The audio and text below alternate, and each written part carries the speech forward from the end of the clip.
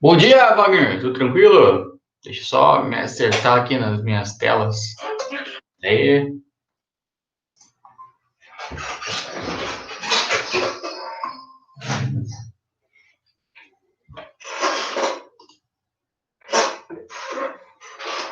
Tudo bem? Sim, senhor. Também tá bom. Pois é, eu não lembro, na verdade, se eu falei para vocês que o teste ia ter ontem, eu só falei que era a semana inteira que eu ia só gravar aula para vocês.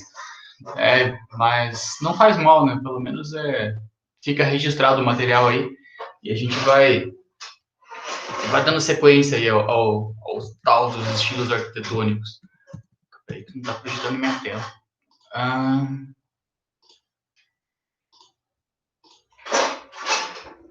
Agora tá indo. Beleza? Não sei se vocês estão vendo ou não as aulas gravadas, né?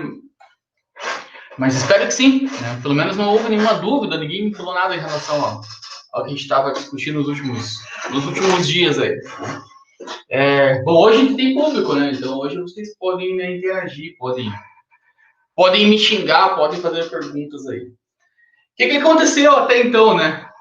Nesses 2 dias aí que a gente começou a falar sobre esse assunto aí que, poxa, é muito legal, né? Vimos lá sobre o estilo bizantino, estilo islâmico, depois disso fomos pro românico e encerramos o primeiro dia com o estilo gótico. A partir de ontem a gente começou a ver outros estilos, falei sobre o estilo mourisco, né, principalmente na Espanha, depois o manuelino, né, representativo de Portugal, o renascentista, né, as tartarugas ninja lá para nós, e finalizamos com o maneirismo, né, uma arte considerada como secundária. Né? E hoje a gente reinicia, né, a nossa aula falando sobre o estilo barroco. O barroco ele é muito mais comum para nós aqui no Brasil, né? Provável que vocês, né, já tenham visto alguma coisa do barroco, principalmente em Minas Gerais. Né? Se alguém já foi para Minas, não. Se alguém nunca foi para Minas, certamente já viu algo de Ouro Preto, algo de Minas.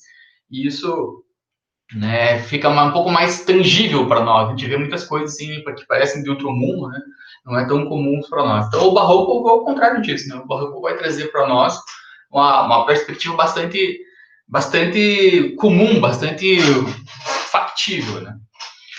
Características, né? Como a gente vem fazendo ao longo das aulas, né? Então, o sentido original do termo, né? Se for pegar a etimologia da palavra, tentar entender o que significa barroco, né? Ele vai ter essa relação em relação né, esse significado em relação a algo como grotesco, algo irregular, retorcido, né? Aquilo que né, usando uma expressão bem chula, assim, né? Aquilo que é feito meio que nas coxas, assim, é tipo isso, o significado da palavra barroco. E isso vai, né, ter um apelo sobre o ponto de vista arquitetônico, porque ele acaba rompendo, né, com as combinações clássicas, né, que a gente viu lá, né, geometria e tal, aquela coisa errada. Isso é rompido, né, com um poder muito grande, né? É bem óbvio que não há esse respeito, não há essa preocupação em seguir né, combinações clássicas, né, que vinham sendo empregadas em outros estilos até então.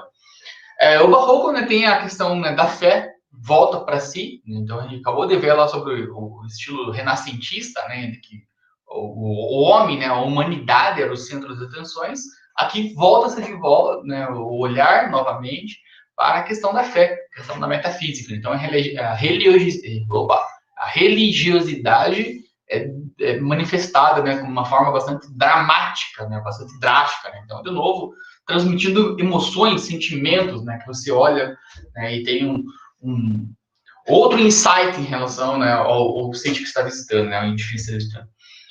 O que nós temos, né, como características, né, o contraste, exagero, ostentação, então é muita coisa de ouro, e artifícios cênicos.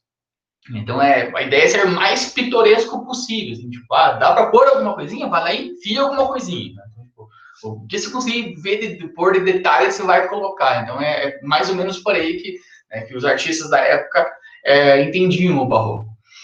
Então, procura-se entender, né, o esplendor, né, no momento das liturgias com a decoração interna das igrejas, e aí você vai ter, né, a questão do ouro bastante exacerbado, a grande teatralidade, né, então, de novo, a questão dos sentimentos, né, dinamismo, urgência, subjetividade, então, você olha para alguma coisa e ele significa algo além, né, é você olhar para a pomba lá, né, em relação à tradição católica, e você não vê uma pomba, né, a pomba é subjetiva ao Espírito Santo, né, significa outra coisa. É um apelo emocional, a paixão e conflitos em todas as obras. Então, você tem coisas lindas, maravilhosas, né, banhadas a ouro, né, esculpidas a ouro, e eles têm um contraponto com isso, com algo que parece feito, mal feito, né? Parece uma coisa que foi feito de qualquer maneira. Então, você tem esses conflitos aí entre o sublime e o mais simples possível, né? Talvez, né, aí precisaria né, nos debruçarmos um pouco mais em relação a isso.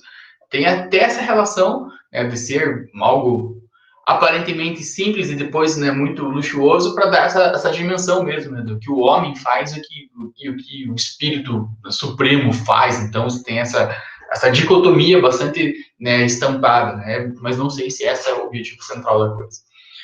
Do ponto de vista técnico, né, tem muitas curvas, muitas diagonais, há jogo de luz e texturas, né, mas o mais importante de tudo é a harmonia do conjunto em si. E aí, né, essa harmonia, né, já está destacado, né, a produção total, né, chama mais atenção. Então, não casa melhor você destacar lá o altar, por exemplo, ou a nave da igreja, ou só a fachada, né? Então, você sacrifica elementos pontuais, né, pensando no edifício como um todo. E aí, principalmente em Ouro Preto, né, você vai ver que não é nem só o edifício como um todo, mas quase como, né, a paisagem da rua como um todo, né, tem essa questão. Né? Não sei se foi algo pensado, se foi algo planejado, né, mas você consegue perceber bastante isso, né? Sobretudo porque tem uma profusão de um monte de igreja, né? Você tropeça uma igreja em cima da outra. Aqui no Brasil, né, a gente não tinha, pelo menos, a tradição de ficar falando nessas palavras, né, diferenciadas, né, barroco, e aí a gente conhece como estilo colonial, né, bem mais simples, né? Então, aquele estilo colonial, aquele coisa mais simplesinho, né, Brasil colônia e tal. Aqui a gente não vai ter mais a cúpula, e por questões, né, de economia, de material e principalmente, né, de falta de conhecimento técnico mesmo, né, a gente vai procurar algumas, né, edificar, né, as construções com soluções mais simples, mais econômicas principalmente. Então, pô, uma cúpula é caro para fazer uma cúpula, né? Então você evita isso, faz um teto normal, que a gente chama, né? E aí, como principal expoente, né, que no Brasil, principalmente, a gente vai ter, né, o Antônio Francisco Lisboa, né, famoso Aleijadinho, né? A gente tem um artista incrível, né, fantástico, e que a gente conhece ele, né, por uma deficiência física que ele tinha, né? Chega a beirar o ridículo, né? A gente falar de Aleijadinho, né? Mas como ele é conhecido, né? Fazer o quê? Fora do Brasil, né, a gente vai ter alguns caras que são bem conhecidos, né, que vão trabalhar com o estilo barroco, né, que é o Caravaggio, né, o Peter Bruegel, eu não sei se é Van Dyck que fala, ou Van Dyke, não sei se é assim o nome dele, né, isso me influencia bastante lá, o jogador, né, do Liverpool, né, o Van Dyke, não sei se é Van Dyke que fala ou não, mas então tem esse cara, Rembrandt, né, é um outro nome bem famoso do barroco, e Velázquez, né? Então, aí você vai ter um pouco, né, de pintura, um pouco de edificação, né, mas que vão conversar com o mesmo estilo. Né? A gente sempre percebeu que, na verdade, não fica restrito, né, às edificações, né? Isso tem implicações em monumentos, né, em pinturas e tudo mais. Então, aí, para a gente, né, explorar um pouco, né, a ideia do barroco, eles estão vendo um exemplo típico, né, de Ouro Preto. Né? Essa é a Basílica de São Pedro, né, que fica... desculpa, não, a Basílica de São Pedro no Vaticano, desculpa. Essa é uma igreja, né, que fica em Ouro Preto, né, uma construção típica, e aí você consegue observar, né, que ela não tem a suntuosidade, ela não tem cúpula, né? Se vocês observarem na fachada dela, você tem as colunas subindo, depois em cima você tem um frontão que está, né, retorcido. Você vê que não tem aquela suntuosidade, ela parece, ela tá meio torta, né? Ela começa com a fachada mais alta, depois ela, né, se afunila um pouco. As janelas são extremamente simples, então você tem, né, essa coisa mais plana, soluções simples aqui, né? Tem mais parede do que adornos, né? Ainda que tenha bastante detalhes aí, né? Um exemplo bem importante. Deveria estar nos slides de vocês aí, né, o que eu acabei de falar, né? Mas outros exemplos do barroco, né, para sair de Ouro Preto, tem a Basílica de São Pedro, no Vaticano. Eu não tenho certeza, parece que é a primeira basílica, por causa do primeiro papa, eu não sei, essas loucuras aí. Mas tem a Basílica de São Pedro, que é bem importante. Em Paris, né, vocês vão ter como exemplo característico o Palácio de Versalhes, então, obras bem famosas aí, né, e aí, por geral, a arquitetura de Ouro Preto vai ficar mais perto de nós. Aqui a gente está vendo, né, um panorama geral, né, de Ouro Preto, tendo o enfoque aí, uma das esculturas do Aleijadinho, né? E aí você consegue ver que a geografia da cidade, a geomorfologia da cidade, né? Ela tá descendo, tá subindo, né? Parece Ponta Grossa, né? Você nunca tá num ambiente reto. Isso faz com que você tenha alguns lugares que você possa observar o contexto como um todo. E a foto tá uma bosta, né? Eu concordo com vocês. Mas aí você consegue observar bastante, né, a profusão do estilo, né, na cidade como um todo, né? Então, claro que esse é o centro histórico do Ouro Preto, né? Então você não pode considerar o Ouro Preto como um todo hoje, né? Porque já se modernizou muito. Mas pela característica, isso facilita bastante, né? Você ter pontos, né, de observação bastante importantes, bastante interessantes, né, em relação a hotspots, né, do turismo. Então, locais propícios para você observar, né? Então, daqui a gente consegue observar 2 igrejas, né, algumas estátuas, e aí a paisagem bastante harmônica, né? Então, o conjunto como um todo. Você não vai ter um prédio aí, você não vai ter lá um Magazine Luiza no meio ali, um MM, né, com um prédio de 20 andares. Você não tem isso, né? Você tem a preocupação bem grande em relação a manter a harmonia. É óbvio que o centro histórico estar do jeito que está agora, né, tem bastante a ver com o abandono que teve em relação ao ciclo econômico de Ouro Preto. Então, Ouro Preto era uma cidade de mineração, né? Extraímos minérios do espaço, e aí quando isso entra em decadência, as pessoas abandonam a cidade. Né? Eu costumo falar para vocês que a gente não protege áreas naturais, a gente não conserva centros históricos porque a gente é bonzinho, porque a gente está preocupado em manter um legado para as próximas gerações. Bem, na realidade, nós estamos cagando para isso. Né? Eu vou falar nós no ciclo geral da coisa. É um ou outro que se preocupa com isso. Né? Geralmente, quando a gente tem alguns exemplos tão belos quanto esse, é porque a parte econômica foi para o saco, não serve mais, então a galera abandona. E como abandonou, ficou lá. Então, é por aí. Né? E agora não pode-se colocar lá um McDonald's gigantesco ali no meio, porque a cidade hoje é patrimônio da humanidade. Eles têm outros recursos aí para você inibir, né, esse desenvolvimento. Ainda que, né, esses selos, né, de patrimônio da humanidade, patrimônio não sei o quê, patrimônio daquilo, parque, não sei o quê, eles têm uma certa, né, fragilidade também. Né? Às vezes acontece algumas coisas aí que a gente não consegue entender muito bem. Né? Em Ouro Preto não lembro de nenhum caso assim, que chame mais atenção, mas é muito comum ter algum lugar que é tombado, que é protegido, e ele pega fogo do nada, assim. Né? Deu um curto-circuito e pegou fogo. Ó, que pena. Né? Porque a galera não quer isso. Então, esse é um problema bem grande para nós. Bom, aí eu falei para vocês bastante disso, né? Já passamos algum tempo falando sobre o barroco. Nosso segundo estilo do dia é o estilo rococó. Então, para a galera que, vocês não vão lembrar, né? Para a galera que é mais maldosa aí, que vivia na cidade há um tempo atrás, que tem a minha idade, mais ou menos, aí, que são bem velhinhos já, vai lembrar que aqui em Ponta Grossa nós tínhamos um cocôzão. Vocês lembram do cocôzão do Ponta Grossa? Vai ter no YouTube aí algumas coisas sobre o cocôzão de Ponta Grossa. E eu lembro bem quando eu tive essa aula sobre estilos arquitetônicos, a gente falava que em Ponta Grossa nós tínhamos um estilo rococô, né, por causa do cocôzão de Ponta Grossa. É coisa idiota, para ficar marcando na cabeça de vocês esses nomes, essas coisas loucas.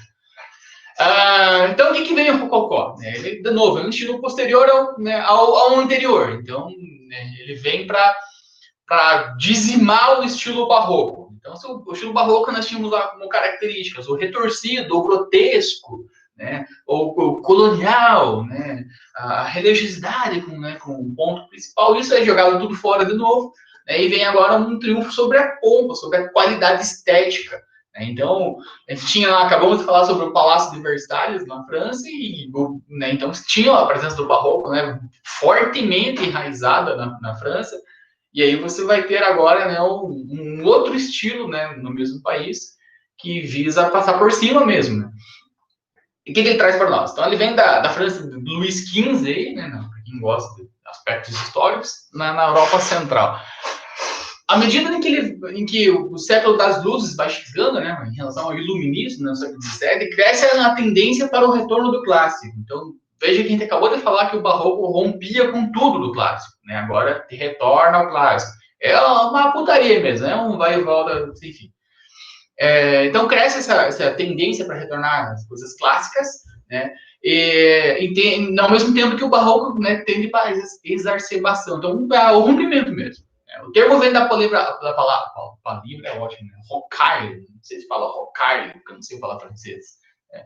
Ou decoração com conchas, né? Caracóis e caramujos. Então já dá para vocês terem uma ideia de como vai chegar uma fachada, né, no estilo rococó ou um interior, né? Então ele tem essas, sei lá, ondulações, essas conchinhas, esses caracóis aí, né? O que não tem nada a ver lá com a ideia de coisas vazadas que nós tínhamos lá no estilo mourisco, né?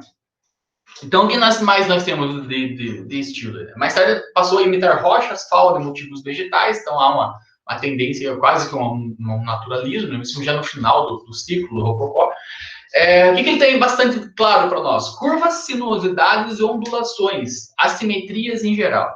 Né? Aqui a assimetria não é o retorcido, não é o grotesco do barroco. Há uma profusão de engenhos, não somente nas igrejas, mas também em parques e pontos residenciais. E há aí, né, um incentivo, né, pelos decoradores satisfeitos com dogmas clássicos, não por estar rompendo, né, com o clássico, né, já foi falado isso para vocês. Vamos às figurinhas, né, do estilo rococó para nós. Né? Então aqui a gente consegue observar um pouco, né, dessa assimetria, né, da arquitetura, né? Se olhar bem no teto lá, não é nem um círculo, nem um algo oval, então ele vem reto, vem uma semicurva, ele vem, né, ângulos geométricos, né, ângulos retos e volta a ter curva, então tem essas assimetrias. Não está ajudando muito para vocês verem, né, os caramujos, né, as conchas, mas se olhar mais na imagem da direita, né, aparece um pouquinho mais de detalhes ali, né, nos pilares, né, tem como é que eu vou explicar para vocês? Né, essas ondulações, né, esses caramujos, como se fossem caramujos, né, que representam, né, a carapaça, assim, né, pequenas ondulações pequenininhas. Então não é vazado, é só detalhes mesmo em relevo, vamos colocar assim. Então esses são alguns exemplos do estilo rococó. Eu não lembro de onde que são essas imagens, né? Faltou colocar para vocês. Lá no fundo, lá da parede, lá vocês conseguem ver, né, algumas estátuas também, algumas pinturas, e aí você vai ter a profusão, né, da ideia aí de colocar os anjinhos, né, de colocar uma suntuosidade bem grande. Então, você tem aí um mix de coisas, né? Você tem portas mais altas, mais baixas, tem esculturas, tem detalhes, né, provavelmente em ouro, faltou colocar alguns lugares. Você tem os pilares bastante destacados, né, com linhas neles, você tem um piso, né, com a característica aí de contraposição, né, do branco e do preto, que parece para nós meio cafona hoje, mas era algo extremamente caro para ser feito na época. Então, você vai ter um luxo, um requinte bastante aprimorado nesse estilo. Vamos para o neoclássico agora, né? Então, o neoclássico, né, é o clássico com uma nova leitura. Passamos do século XVII, século, né, das luzes, né, e já entramos no final do século XVIII. Isso faz, né, que surjam outros edifícios mais idealizados, esculturas plásticas mais serenas, músicas mais harmoniosas, literatura mais equilibrada, né? Você vai lembrar um pouco aquelas coisas gregorianas, na verdade. Foi um retorno arcaico, arcaizante, dos estilos greco-romano e renascentista. Então, tá uma mistura do clássico com o renascimento, e aí se faz um neoclássico. Né? Não ficar nenhum nem outro, se faz alguma coisa diferente. Superfícies lisas, decoradas de forma abstrata, pórticos enormes, né, que derivam dos templos gregos, né, as portas gigantescas. Né. Enfatiza os frontões. Frontões são aquelas coisas que tem em cima das portas. Eu não sei se vai estar a imagem aqui. Vai ter uma imagem de tudo isso. Mas só para vocês irem se localizando já, a gente tem um frontão bem imponente aqui em Ponta Grossa, no prédio do antigo Fórum, que hoje é o futuro, nunca inaugurado museu, que fica ali no cantinho da Praça da Catedral. Então, a Catedral tem uma praça na frente, a Catedral é uma praça na frente, e aí você olhando, né, de frente para a Catedral vai ficar na tua esquerda, na frente na frente ou ao lado, né, da sede do Ponta Lagoa, eu acho, sede de um desses clubes de rico. Bem na esquina tem um prédio, né, que era um antigo fórum da cidade. E a ideia de ter esse frontão, essa imponência, né, trazendo já, né, essa austeridade, né, lembrando aí a questão do Manuelino, né, que a edificação trazia essa sensação de poder para nós. A gente tem esses frontões no antigo fórum de Ponta Grossa, que a ideia, né, não sei se isso é verdade ou se isso é só lenda, né, mas que a ideia é que alguém que entrasse no prédio para ser julgado e já se sentisse, né, não sei se com medo, mas já se sentisse intimidado já pelo prédio, né, então aqui você vai encontrar justiça, né, seja por bem ou por mal para você, né, seja absolvido ou culpado, aqui você vai encontrar justiça. Então tem essa questão aí de sentimentalidade, né? Eu acho difícil, né, transmitir isso, principalmente por causa que os caras que vão ser, né, julgados, eles entram, né, em camburão, né, algemado, mas eu não sei lá se isso é verdade ou não, mas tem essas lendas aí, né, que os edifícios trazem para nós esses elementos.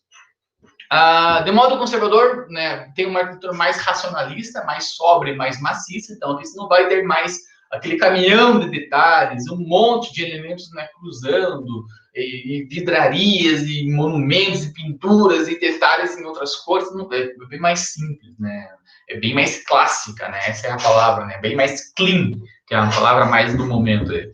Então, vocês vão ter volumes geométricos, que é a principal característica do estilo, como, né, no teatro de Odeon, né, não sei como que fala, essas coisas aí, né, em Paris, né, esse teatro não vai estar aqui para os nossos exemplos, mas isso dá um Google e olha. De forma morfológica, né, não sei se pode falar morfologia para edifício, né, mas se liga aos prefeitos lineares e plásticos que o Renascimento trouxe para nós, privilegiam o uso de materiais nobres na construção, como o mármore, por exemplo. O mármore foi uma das pedras mais utilizadas durante a época clássica, né, principalmente em relação às esculturas e mármore. Esquemas ortogonais, formas simétricas, então tinha uma assimetria ali, um assimetrismo, né, em relação ao rococó. Agora a gente quer o contrário disso, a gente quer a simetria mais perfeita possível. Usa-se murais lisos, né, sem detalhes, sem conchinhas, sem nada. Os volumes são incorporados em si próprios. Os pórticos são colunados, então você vai ter o pórtico, vai ter colunas ao lado, né, dessas portas. Frontões triangulares, né, que vai ficar no... Eu não sei se vai ajudar a falar isso para vocês, mas as casas, elas têm uma parte que é chamada oitão, né, que é a parte onde que termina a parede e começa... né, o ângulo para fazer o telhado, né, esse triângulo ali é chamado de oitão, né, que é o que ele está falando sobre frontão triangular, é a mesma coisa, para tentar assimilar, pelo menos. Tem a predominância aqui de volumes geométricos regulares, solenes e pouco ornamentados, né, e, entre outras coisas, ele foi uma reação contra a ordem social, contra o individualismo e o urbanismo. Então, vejo que a arquitetura aqui falando bastante sobre o movimento cultural, né, que estava sendo observado nas cidades, né, muito legal isso. Os jardins das casas, né, ficam conhecidos como jardins ingleses. Aí você vai ter todo o cuidado, né, que só os ingleses conseguem ter, né, em relação a pontualidade, em relação a tudo, né, pontualidade, em relação a zelo, né, a característica cultural deles mesmos. Busca acabar com a geometrização nos jardins, né, pois essa não seria a próxima natureza. Então, aquela coisa de vocês irem no jardim, que as árvores estão todas alinhadinhas, de que as plantas estão todas, né, num lugar específico e tal, isso não existe na natureza. Né? Essa ideia de que a gente pega o carro aqui e vai para qualquer lugar do Paraná e se vê em plantação, né, principalmente de eucalipto, né, que é uma árvore para corte, pinos também, vocês olham assim, aquela floresta, ela tá toda alinhadinha, né? Você tá passando de carro, você consegue ver, assim, verdadeiros vazios entre as árvores, assim, né? Perfeitamente. Isso não é natural, né? O natural é você ir para a floresta amazônica, lá que você não consegue dar um passo, na frente do outro, você tem que andar toda hora, né, fazendo curvas para você conseguir se movimentar. Então, essa é a ideia da natureza. Então, os jardins, eles começam a tentar se aproximar um pouco mais disso, né? Você meio que espalha as sementes e deixa que cresça. Então, os caminhos aí são serpenteados, como já está falado, né? Arbustos, lagos e fontes, né, são colocados aleatoriamente, né, e não mais, né, de uma forma planejada. Né? Se pegarem os famosos jardins de Luxemburgo, na França, que é né, um antigo castelo, né, que o castelo a gente não consegue visitar por causa que ele é um prédio público, né? Mas os jardins estão abertos à visitação, né? Ele é extremamente o oposto disso, né? Então, você tem tudo certinho, assim, né? Aqui a parte de águas, vamos colocar assim, aí no meio tem um espelho d'água, aí você faz a transição para plantas de pequeno porte, todas alinhadinhas, bonitinhas e tal, né? Do ponto de vista estético é muito bonito, né? Muito organizado, mas a natureza não é assim. Então aqui volta-se essa aleatoriedade natural, ou a tentativa de ser, né, mais aleatório possível. Esse é um estilo que, na verdade, não é um estilo, né? É uma tendência em que o pessoal do meio ambiente gosta de fazer quando tem que reflorestar uma área. Então, pense lá, a Amazônia lá, né? Que todo dia a gente desmata um pouco dela. Você quer, né, fazer com que, né, tenha um reflorestamento ali no espaço, você pega tipo uma garrafa PET, assim, né? Claro que não é isso, você mistura um monte de semente, né, de diferentes espécies, pega essa garrafa, chacoalha assim, igual um louco para misturar tudo isso, pega um avião, sobe e joga no ar isso. Então, é a forma mais aleatória possível de fazer. Né? Claro que não é tão imbecil do jeito que eu falei para vocês, mas é tipo isso. Né? Então, você tenta fazer com que a natureza seja bastante aleatória, né? É muito difícil de estar numa floresta e ter só um tipo de espécie, né? Na verdade, quando você tem só um tipo de espécie, tipo só pino, só eucalipto, só o que for, né, você tem um desequilíbrio ambiental muito forte, né? Então, a ideia não é essa, né? A natureza precisa de diferentes espécies para que ela seja cada vez mais rica, né? Essa é a verdade. Como exemplos do neoclássico, né? Falei demais já. Né? A gente tem a residência de um ex-presidente americano, né, Thomas Jefferson, e a Catedral Metropolitana de Buenos Aires. Né? Buenos Aires a gente já viu que já tem alguns outros exemplos de outros estilos também. Essa é a casa, né, do Thomas, a antiga casa, né, do Thomas Jefferson, né, ex-presidente norte-americano. Então aqui a gente tem tudo o que foi destacado em relação ao estilo.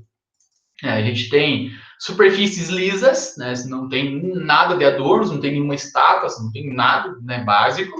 Né, você tem lá o frontão, que eu falei para vocês, esse triângulo em cima da porta principal, aí, né, esse é um frontão, né, então você tem a característica geométrica bastante evidente, para vocês estão percebendo. Falei para vocês que tinha uns pórticos enormes, então vocês estão vendo o tamanho da porta ali entre, né, as duas colunas, né, centrais ali. Que mais que eu tinha falado para vocês que tem de característica? Né? O uso do mármore, né? Não está ajudando muito, né? Mas tem o mármore aí, né? Principalmente nas janelas, né? Embaixo das janelas. O que mais? Os pórticos são colunados, então o pórtico é toda essa casinha que tem na frente da porta aí, né? Então você tem as colunas aí que estão, né, segurando esse pórtico, então, detalhe importante. Os jardins, que eu acabei de falar um monte para vocês, né? Dá para vocês observarem que, né, principalmente no fundo da casa, né, não tem árvores iguais, né, estão vendo aí que as folhas estão com cores diferentes, tamanhos diferentes. De um lado você tem, né, umas árvores um pouquinho menores ali, né, em frente à cerca, né, do outro lado você tem só arbustos, né, meio que mato ali, assim, né, não é uma coisa tão atrativa assim, né, do ponto de vista estético, novamente. Então, aí tem né, a ideia dos jardins ingleses que eu acabei de falar para vocês. Preceitos lineares aí do Renascimento, né, que trouxe do estilo renascentista. Estão vendo aí que em cima, né, principalmente a partir do teto, né, vocês conseguem ver uma linearidade bem grande, né, em relação a linhas mesmo. Tem os balaústres em cima, tem lá não é bem uma cúpula, né, mas como se fosse uma cúpula também com uso de geometria, enfim, linhas geométricas que mais veem aí, né. Na fachada mesmo, né, tem uma parede mais à frente, depois tem um corte aí, né, para as janelas que estão mais nas laterais também, vocês estão vendo que elas estão, né, retas, né, elas estão com ângulos ali. Então, você tem o uso da geometria de uma forma bastante apurada, né? Essa antiga residência do Thomas Jefferson, hoje ela é um museu, né? Vocês podem visitar ela. Eu não sei quanto está o ingresso, né? Vocês tem que dar um Google aí para procurar, né? Vocês podem procurar como Casa do ex-presidente Thomas Jefferson, você pode procurar como Monticello, também vai aparecer no mesmo lugar. Segundo exemplo que eu falei para vocês desse estilo é a Catedral Metropolitana de Buenos Aires, né? Essa é a Catedral de Buenos Aires. Aqui, logicamente, está no Buenos Aires, você está, né?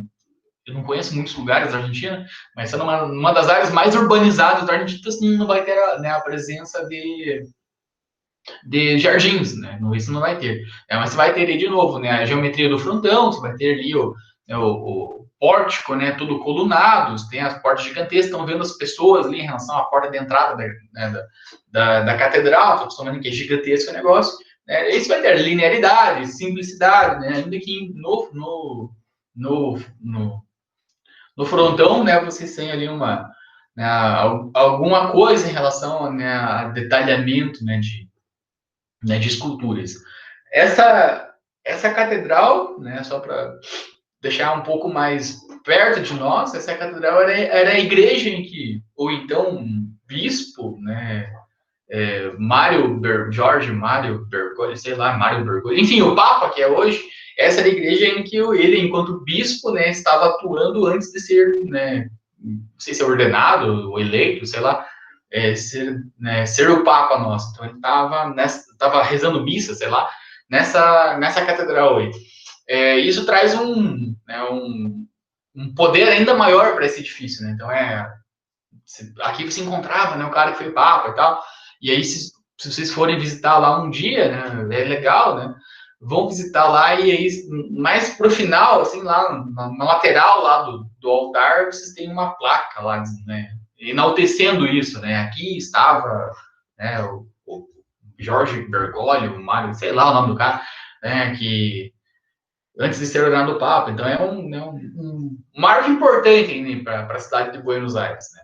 Mais um exemplo aí, né, para vocês não ficarem na suntuosidade da casa do presidente, né, catedral em que um papa rezava, tem uma casa, entre aspas, qualquer aí, em Recife. Essa é uma casa, não tenho a menor ideia do que é essa casa, deve ser só uma casa mesmo, porque os vidros estão todos quebrados e tudo mais, mas que tem presença desses elementos na casa. Tem o frontão de novo geométrico, você tem o pórtico e colunado, você tem as linhas, né, geométricas bastante evidentes também, ainda que as janelas, né, estejam com semicírculos, né, na sua área né, área por cima, mas você tem algumas características do neoclássico bastante destacadas, né?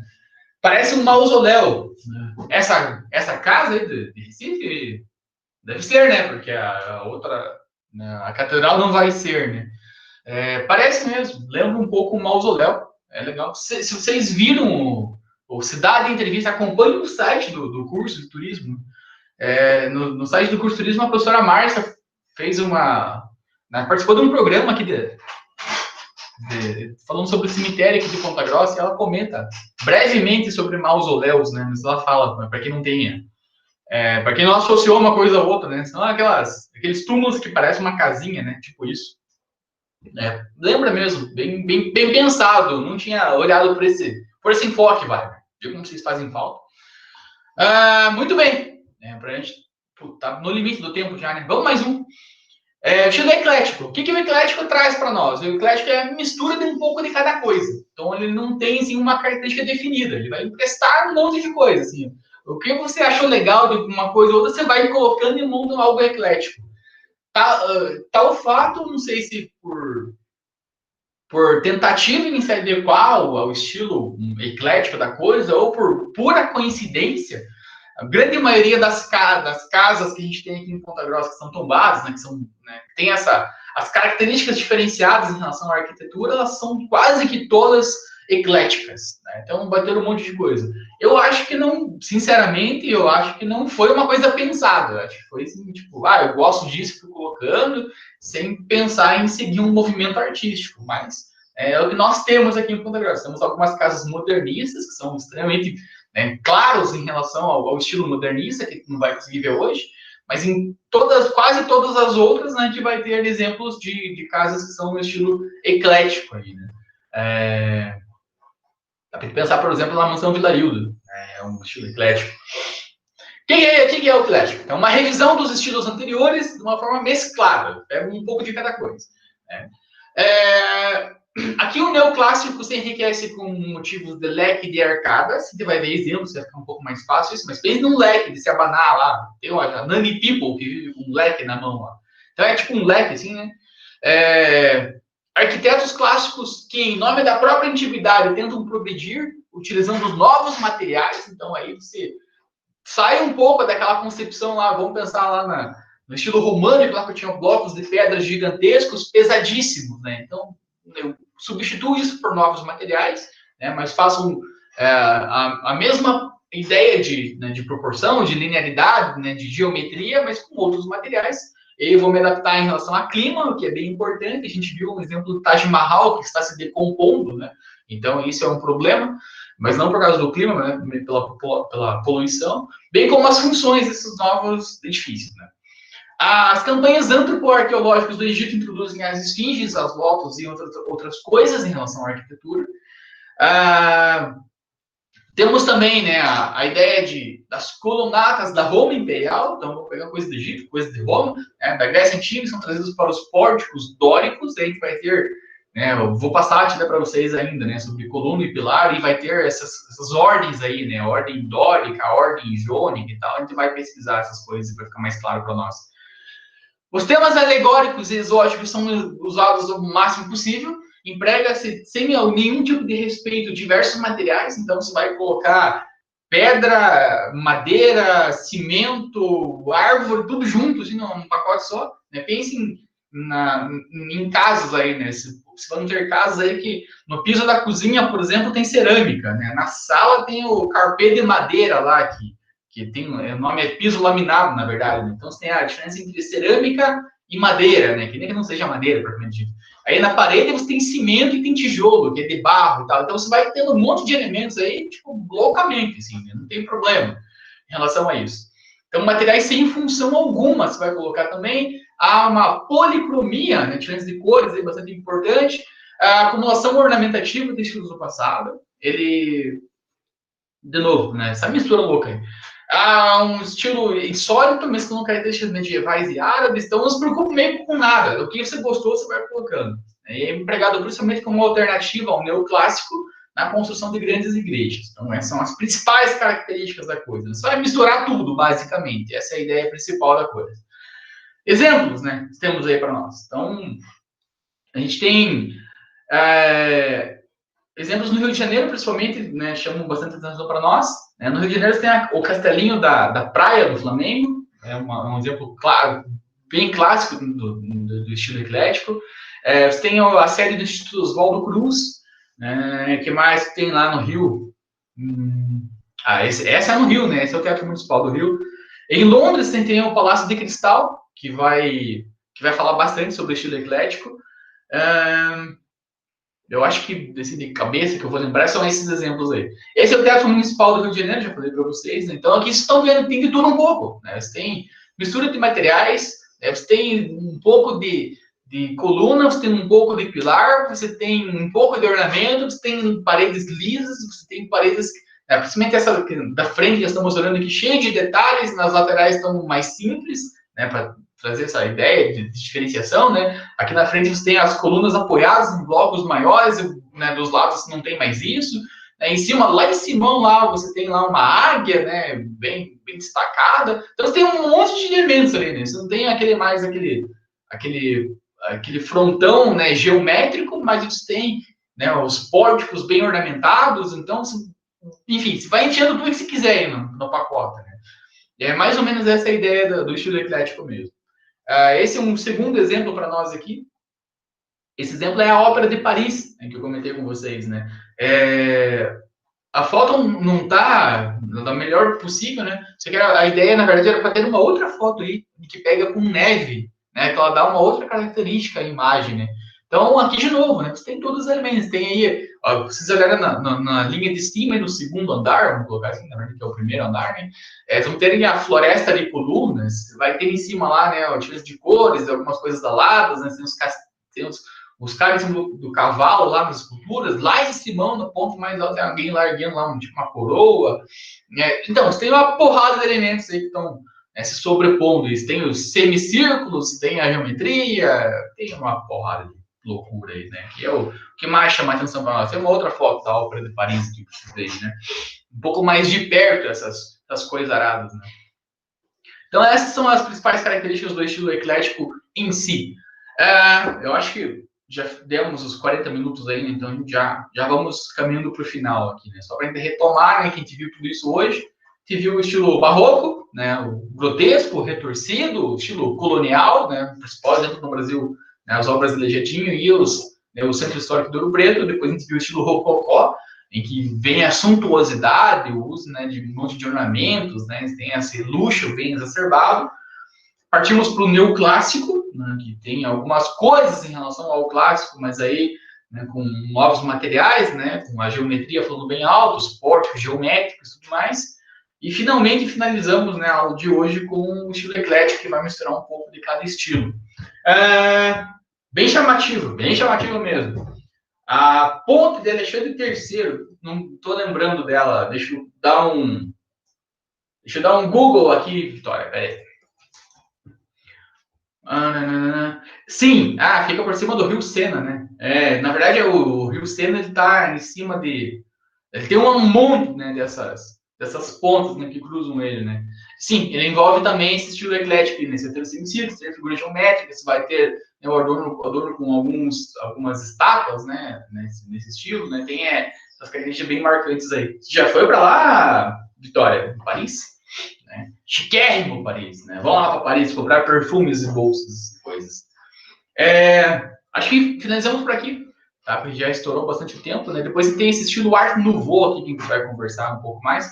Bem, na realidade, eu acho que está muito perto do final já. Já que vocês estão presentes e hoje, eu vou ressaltar, falar 90ª, 30ª vez já, né? Para vocês não se preocuparem em decorar essas coisas aí, né? Fiquem calmos, né? É muito... Infelizmente não, mas ainda iremos para lá, Vitória. Vamos fazer uma série de campo em Paris, né? De que o euro baixar um pouco, porque tá foda agora. Não se preocupem tanto em decorar essas coisas. Já falei para vocês isso, né? Calma, a gente vai se adaptando, assim, tá? E geralmente, daqui no Brasil, vocês vão ter mais estilo eclético, assim. Então, quase que uma segurança pra gente falar, assim, tipo, a gente vai ter estilo eclético. Isso aqui vão perguntar para nós o que significa, né? Daí você vai falando, né? Você vai ter aí, né, elementos de tal estilo aqui, de outro estilo ali, a geometria aqui é do estilo tal, né? A ideia da floresta de colunas e pilares é do tal estilo, então você vai explicando um pouco para a pessoa. Mas calma, né? Não se preocupem tanto com isso. Né? Geralmente os prédios mais conhecidos ou com exemplos mais marcantes, né, é muito mais fácil até de encontrar algumas informações sobre eles.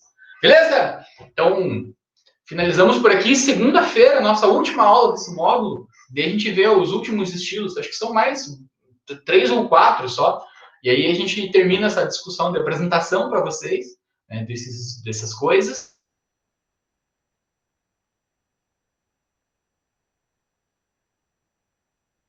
De anjinhos, né? Tem uma antiga escola lá do Words, lá que tem uns anjinhos pintados. Na Lapa tem também a Casa dos Anjinhos, né? Que eles falam. Tem um monte de lugar que a gente poderia fazer, né? Mas durante o curso a gente vai fazer algumas saídas técnicas e a gente vai acabar aproveitando, né, saídas de outras disciplinas para relembrar essas coisinhas aí que a gente, infelizmente, não pôde ver na prática. Beleza, pessoal? Deixa eu parar de gravar aqui, peraí. Eu realmente não lembro se eu tinha avisado vocês que hoje teria aula